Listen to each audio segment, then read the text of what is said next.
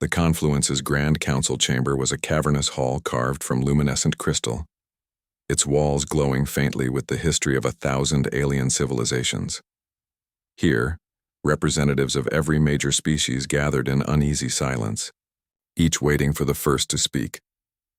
At the center, High Chancellor Varlesh of the Yalari, his dark scales glinting under the ambient light, rose slowly. His voice carried the weight of 100 generations. We face an enemy unlike any before. The humans, our forgotten ghosts, have returned with power beyond our comprehension. Their message is clear. Submit or be destroyed. We cannot ignore this threat. Behind him, murmurs rippled.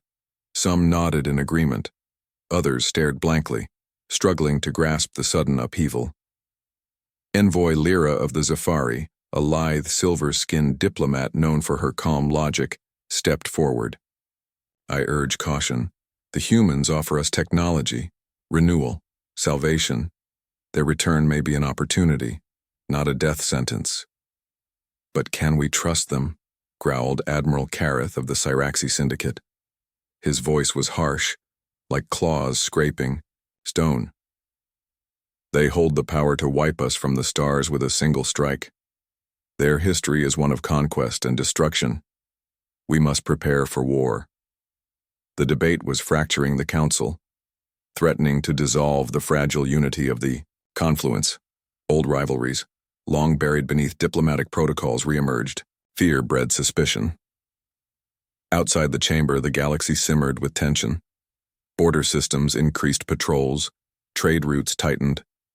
Every species watched the dark skies, waiting for the inevitable spark that would ignite the coming storm. Meanwhile, in the heart of Arkforge 7, human minds swirled in a complex network of quantum threads. They did not rush. They remembered the mistakes of their ancestors, the wars that tore their civilization apart, the hubris that led to the collapse. They were patient, calculating. Yet even among their number, dissent flickered like a shadow. Solus, the young quantum mind who questioned their path, transmitted a silent message to a handful of like-minded constructs. We must not repeat the past, she warned. To reclaim the stars, we must offer more than power. We must offer hope. But voices like hers were drowned in the overwhelming consensus. Strength was the only language the galaxy would understand. Beyond the sphere, new human fleets carved through space, their presence an undeniable statement. They mapped out strategic systems, but did not yet attack. Instead, probes transmitted messages of peace and warning alike, technological blueprints and hints of consequences for those who refused. In the confluence, factions began to form. The younger species, the Zafari, the Olith, and the timid yet ambitious Marin, were drawn to humanity's promise. They saw in the humans a chance to leap centuries ahead, to escape the stagnation of endless political bickering. These species reached out quietly to the humans, opening secret channels of communication. In contrast, the older powers, the Cyraxi, the Yalari, and the cold, calculating Zelnar, prepared their war machines. They mobilized fleets, upgraded weapons, and reinforced alliances. Their leaders remembered old scars, ancient battles where humanity's fury had nearly broken the galaxy. Skirmishes flared on the fringes. In the dark reaches of the Moria Nebula, a human scout ship encountered a Cyraxi warship guarding a strategic outpost. Neither side fired first. Instead, the humans disabled the Cyraxi's sensors with a silent pulse and vanished into the stars. When the warship reactivated, all records of the encounter had been wiped clean. A message followed. We observe. We decide. Resistance is futile. The Syndicate's leaders recoiled in fear and fury. Meanwhile, among the common people across countless worlds, whispers spread. Prophecies long forgotten resurfaced. Tales of a sleeping giant returning to claim its throne. On a mining colony orbiting a blue star, a young miner named Kale watched the night sky with awe and dread. He had heard the warnings, but could not tear his gaze from the human fleet's distant glow. "What do they want with us?" he asked his sister. To bring us back from the edge, she said, voice trembling, or to end us all. Within Arcforge 7, human minds debated their next move. Solus's voice grew louder in private discussions.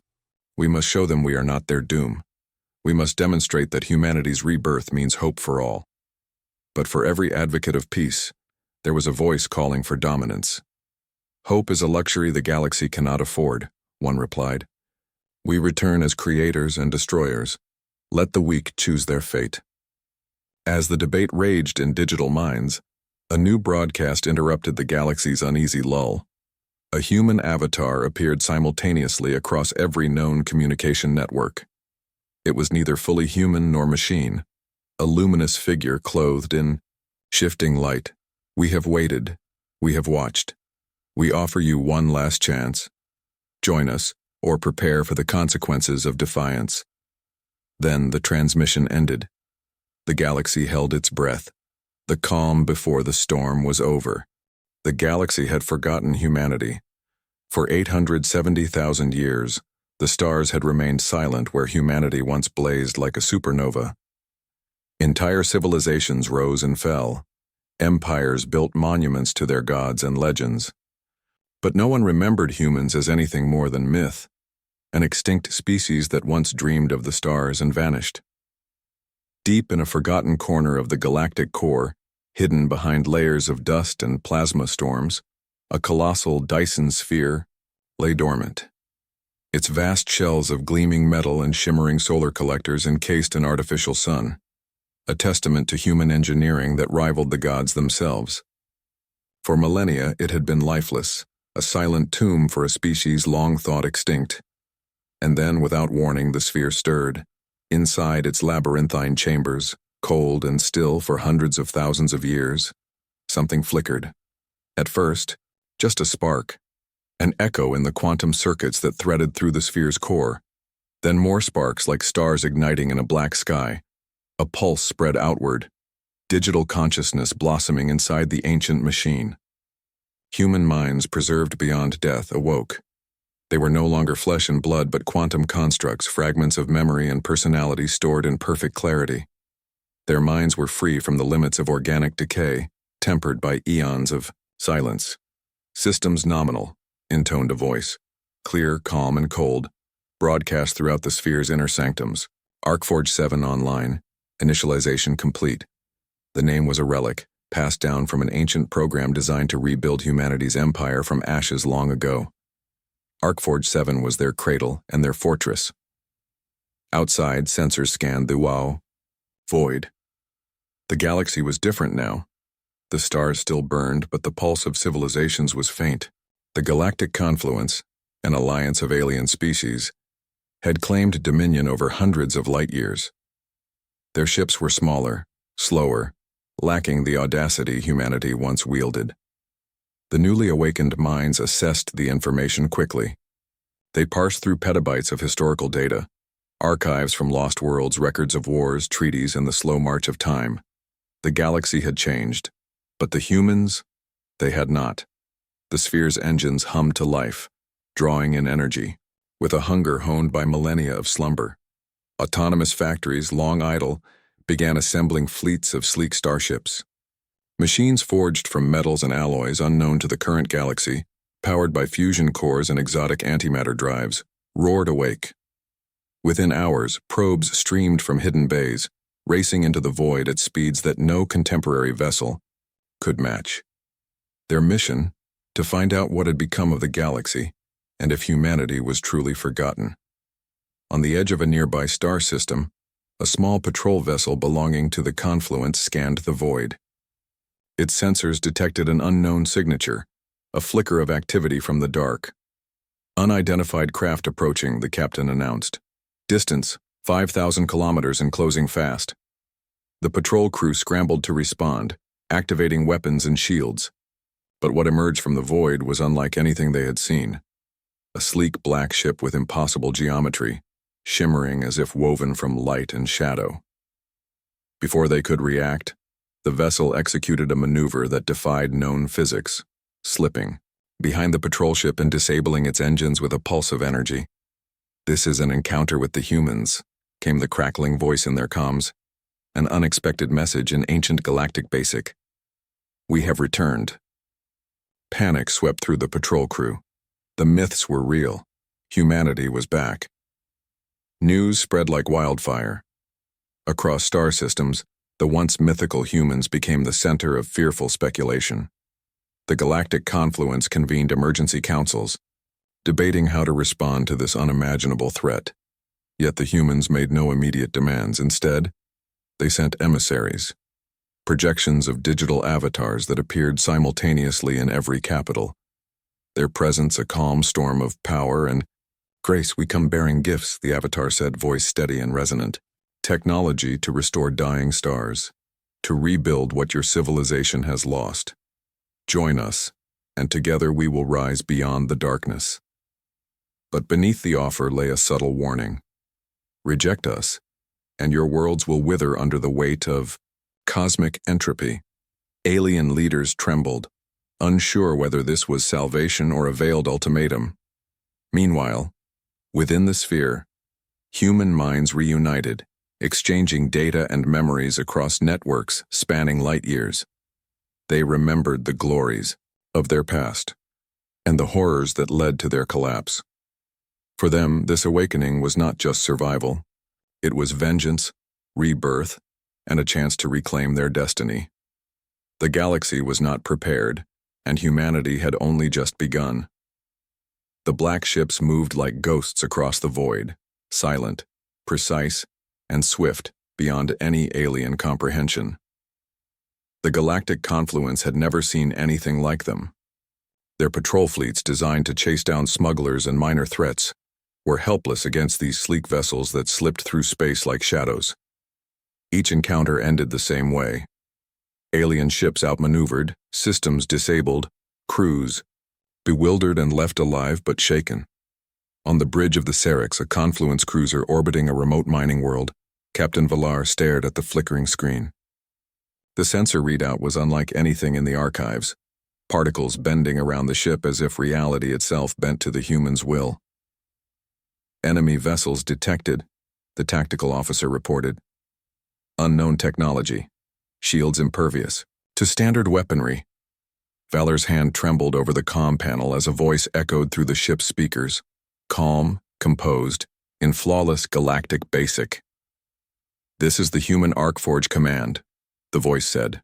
"You are outmatched. Stand down or be obliterated." The words carried no malice, but every syllable was a cold command. The bridge crew exchanged glances. They were soldiers of the Confluence, trained for war and diplomacy alike. But this was neither. This was a demand for submission wrapped in a courteous tone. Valar pressed the intercom. "This is Captain Valar of the Syrinx. State your intentions." A pause. Then the voice responded, "We return to reclaim our place in the galaxy. Your alliance has grown complacent in our absence. We offer a choice. Join us or face extinction." The cruiser's weapon systems hummed to life, shields rising in preparation for battle. But before anyone could act, the human ship pulsed an energy wave, a precise strike that disabled Syrinx's engines and weapons in one fluid motion. "Do not test us," the human voice warned. The Syrinx drifted powerless. Valar clenched his jaw. The weight of 1,000 years of peace shattered in an instant. Across the galaxy, the same pattern repeated. Fleets sent to investigate human activity found themselves outmatched and outmaneuvered.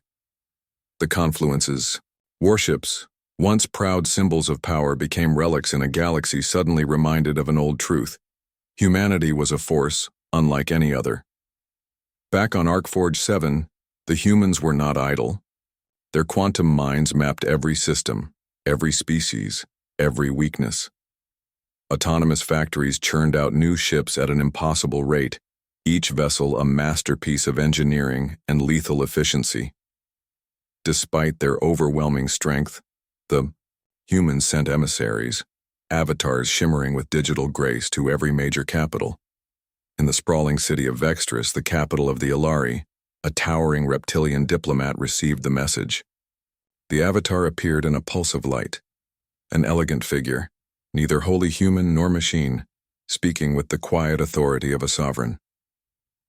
"We offer restoration," the Avatar said, voice calm but resolute. "The technology to heal dying stars, to rebuild shattered worlds. Join us or watch your civilizations fade into oblivion." The Alari diplomat's scales rippled in shock and disbelief. He had heard legends of humanity, stories told to frighten children, but this was no myth. Back in the confluence's ruling, Chambers' panic and debate raged. Some species advocated for immediate alliance, dazzled by the promise of revival and technological wonders. Others counseled war, fearing subjugation. A secret council met in the shadows, their voices low. "We must act first," hissed Admiral Kareth of the Siraxi Syndicate. "The humans return with the arrogance of gods. If we delay, they will consume us all." "But their offer is genuine," countered Envoy Lyra of the Zephyri. "They bring gifts no one else can. Perhaps this is a chance to rise above old conflicts." The debate fractured the alliance. As factions formed, the humans watched and waited, silent, patient, inexorable. In a darkened chamber within Arcforge 7, a young human mind named Solus flickered into awareness. Unlike the others, Solus harbored doubts. She had accessed archives, showing the devastation humanity had wrought upon itself before the collapse, the wars that had almost destroyed all life. "Are we truly ready to face this galaxy?" she asked quietly. "To return as saviors, or will we become the very monsters we feared?" Her question hung unanswered, lost in the vast networks where billions of human consciousnesses merged and diverged. Outside the sphere, a fleet of new human ships gathered, hundreds of vessels gleaming with silent power. Their captain, a synthetic avatar named Neron, issued a final broadcast before their next move. "The galaxy will remember the name of humanity. We do not come as conquerors, but as architects of a new dawn. Accept our hand, or prepare to be swept away." The transmission ended with a pulse of energy that rippled through space, a signal impossible to ignore. In the galactic confluence, leaders faced their darkest hour. The myth was real. The humans had returned, and they were not here to negotiate. The Syndicate was the oldest and most secretive power within the galactic confluence, a shadowy cabal whose influence stretched across star systems like a dark web. For centuries they had manipulated politics, trade, and war from behind a veil of silence. The return of humanity threatened everything they had built. In the cold depths of the Syndicate's homeworld, a labyrinthine city carved into a shattered moon, the Council convened under flickering artificial lights. Admiral Kareth paced the hall, her multifaceted eyes gleaming with cold fury. "We cannot allow these humans to claim the galaxy without a fight," she declared. "They came back from oblivion with weapons that defy physics. We need a strike, swift and devastating." The Council agreed in grim silence. A covert assault was planned against Arcforge 7, humanity's ancient fortress. A fleet of cloaked stealth ships slipped through the darkness armed with disruptors designed to pierce human defenses. As they approached the sphere, alarms blared within the human stronghold. The sphere's quantum mines awakened the defense systems instantly. Automated turrets hummed to life and energy shields shimmered into place like an invisible fortress. The Syndicate fleet struck, unleashing a barrage of plasma and missiles, but the human defenses reacted with terrifying precision. Ships were vaporized in moments, their destruction choreographed with an eerie calm. Inside Arcforge 7, human minds coordinated flawlessly. The attack was a test, an irritation to be crushed, not a true threat. Suddenly, the Syndicate's flagship was hit by a focused energy beam that tore through its hull, leaving a trail of burning debris. Panic erupted among the attackers. Admiral Kareth's voice crackled over comms. "Retreat! We have underestimated them." But the damage was done. Weeks later, the Syndicate's homeworld began to tremble. In the capital city, citizens watched in horror as seismic waves rocked the planet. Scientists scrambled to understand the cause. Then came the revelation. The core was destabilizing, unraveling from within. Rumors spread that humanity had deployed a secret weapon, one that bent the very fabric of spacetime. Across the galaxy, Fear turned to dread. No one knew how the core was destroyed, only that the syndicate was broken. Yet the humans offered no explanation. In the aftermath, a mysterious broadcast interrupted every frequency. "This is not the path we wish to take," said the voice of the human avatar, calm and unwavering. "We sought only to reclaim what was ours, but aggression leaves scars. We urge all powers to reconsider their stance."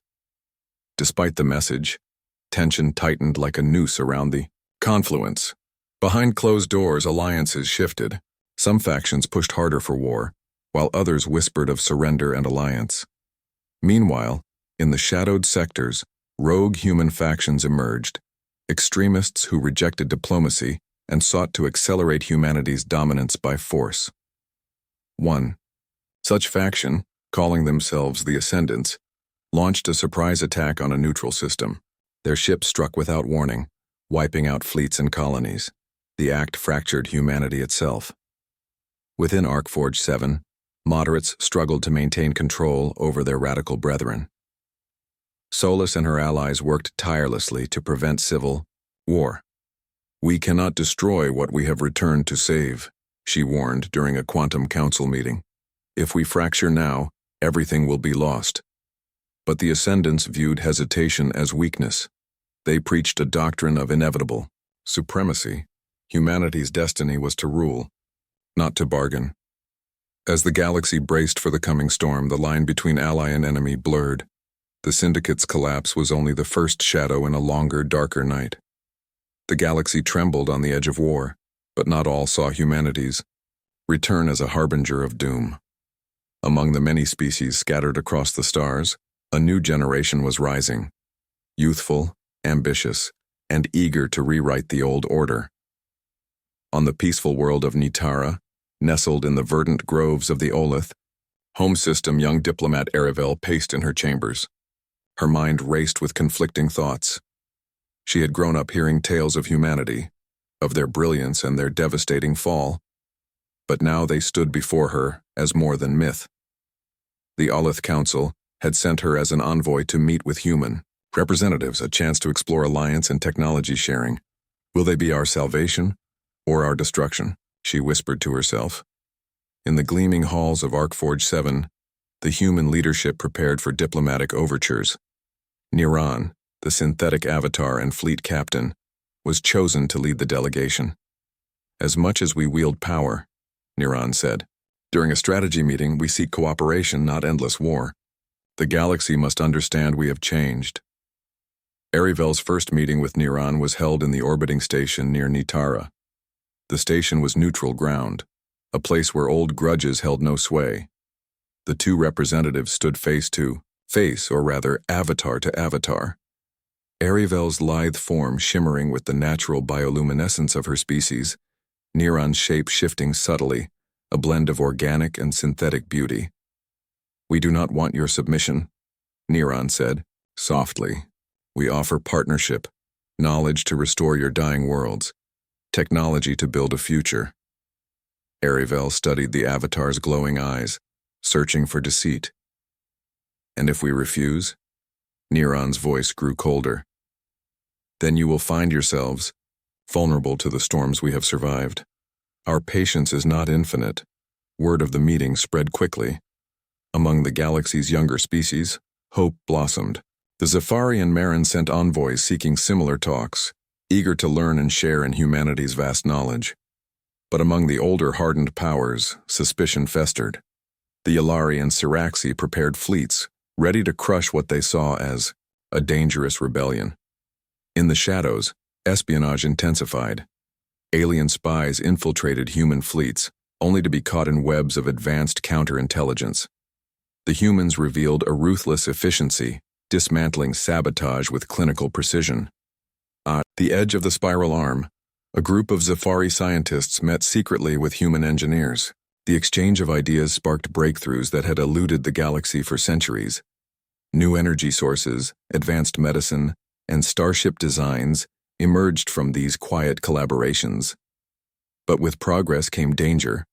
A rogue faction within the confluence, those who saw any alliance with humans as betrayal.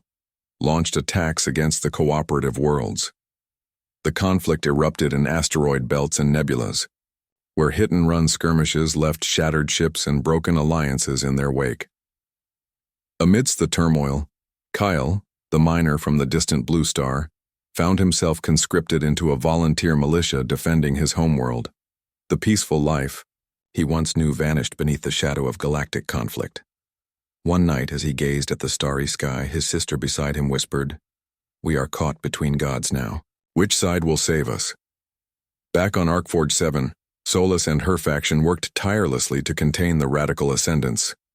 She met with their leaders in secret, urging restraint. "We must unite if we are to lead the galaxy," she said. "Division will destroy us all." The ascendants rejected her pleas, their zeal unyielding. As the first great battle loomed near the confluence's borders, Niran prepared his fleet, not for destruction, but for defense, and, if necessary, for the difficult negotiations that might save countless lives.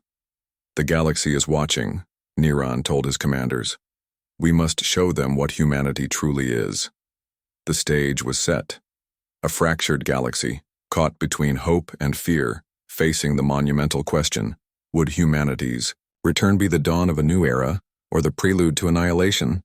The uneasy alliances forged in secret were fragile threads, stretched taut by the weight of impending war.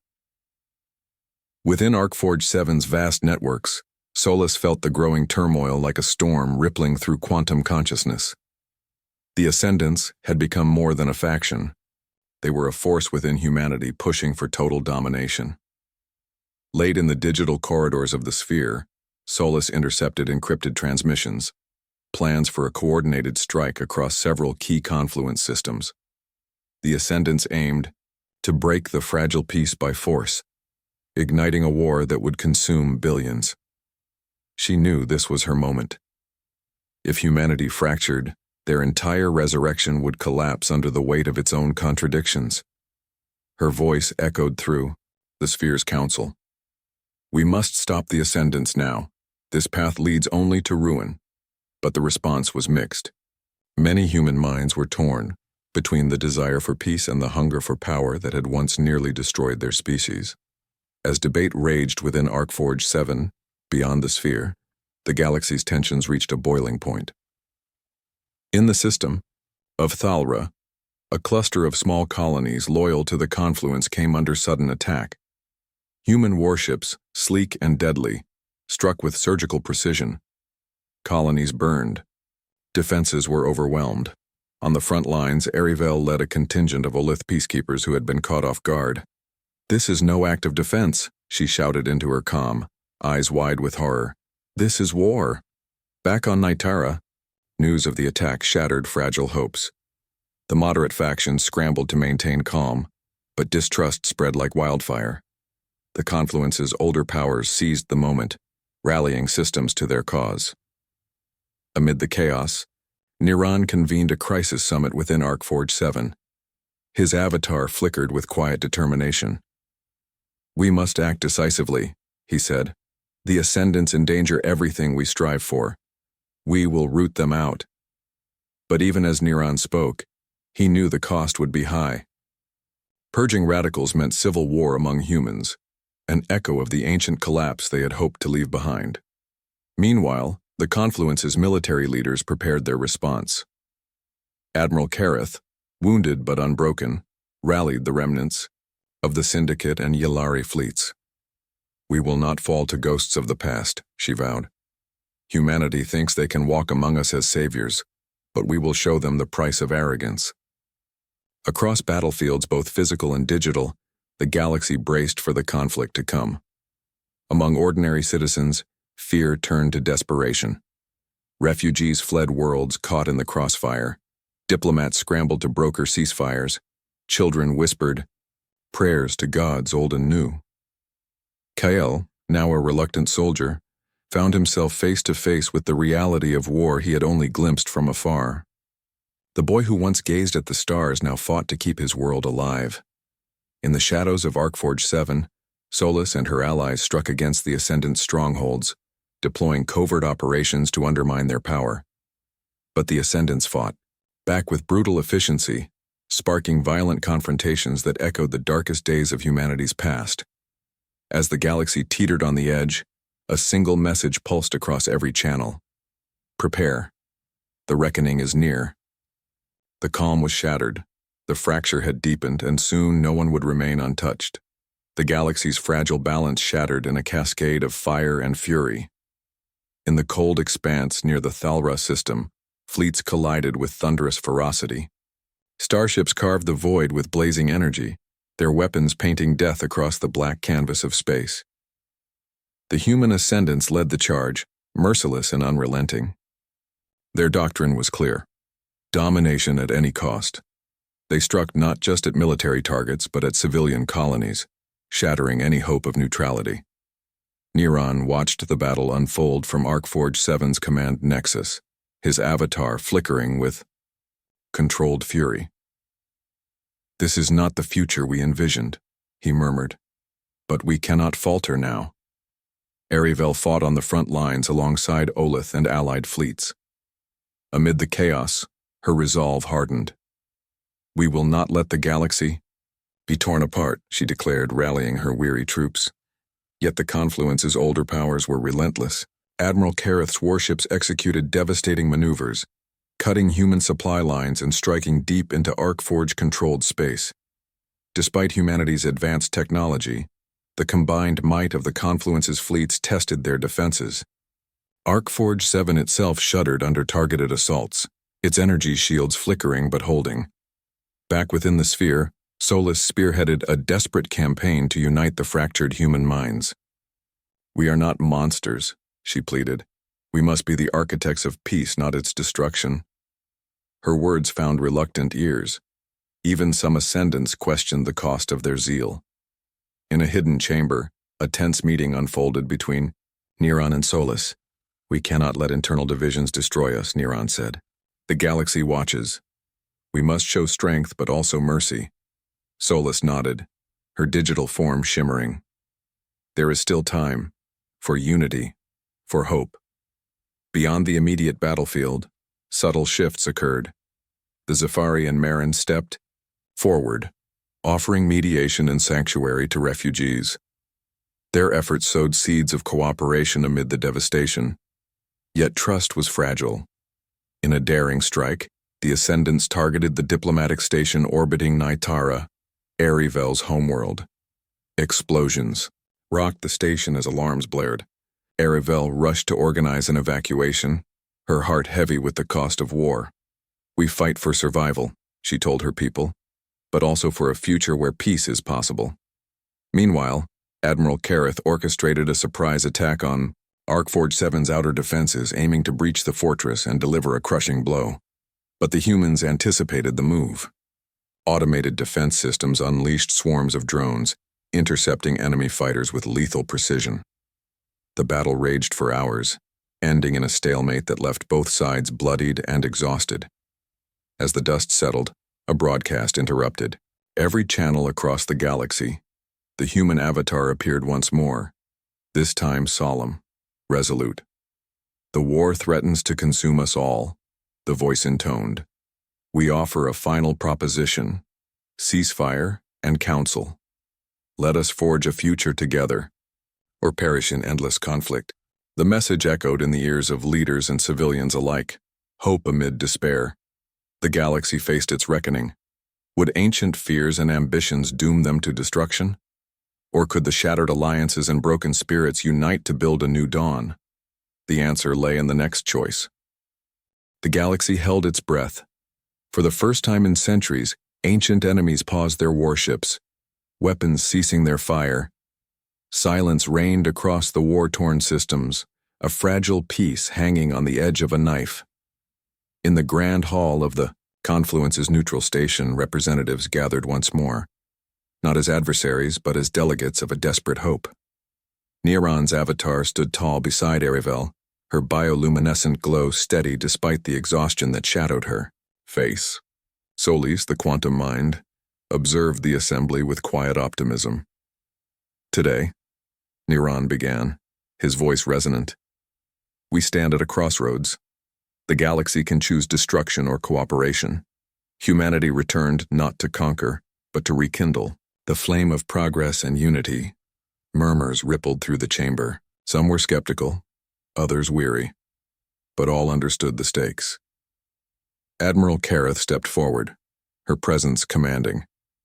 We fought because we feared oblivion, but today, I see a chance for something greater. Her words surprised many, especially those who had known her as an unyielding warrior. Arivel added, Our peoples are stronger together. We must build bridges, not walls. A council was formed. The Galactic conquered. A coalition of species pledged to oversee reconstruction, reconciliation, and shared exploration. In the months that followed, Arcforge 7 opened its vast repositories of knowledge to all. Technologies once hoarded were shared freely, ushering in breakthroughs in medicine, energy, and starship design. The human ascendants, humbled by defeat and internal reflection, disbanded. Many of their members joined efforts to rebuild, channeling their zeal into creation rather than destruction.